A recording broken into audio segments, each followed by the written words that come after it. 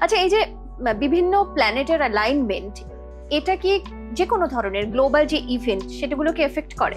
হ্যাঁ, এফেক্ট করে। যেরকম এগুলো বেসিক্যালি এটা আমার ফিল্ড নয়, বাট তাও যতটা আমরা টুকটাক থিসিসে ফাইন্ড আউট করেছি বা স্টাডি করেছি, যখন প্ল্যানেটস এর অ্যালাইনমেন্ট হয় বা কনজাংশন হয় বা ফুল মুন, নিউ মুন বা ইক্লিপস হয়, এগুলো সোশ্যাল ইভেন্ট তে কি শিফট আসতে পারে। যেরকম ধরো একটা প্লেসে একটা সোশ্যাল ইভেন্ট হচ্ছে, সেই প্লেসে সেই দিন প্ল্যানেটসদের পজিশন কি আছে বা কোনো মুভমেন্ট হচ্ছে কিনা, কোনো অ্যালাইনমেন্ট হচ্ছে কিনা, সেটা কিন্তু আগের থেকে বলে দিতে পারে যে ইভেন্টটা কিরকম যেতে পারে।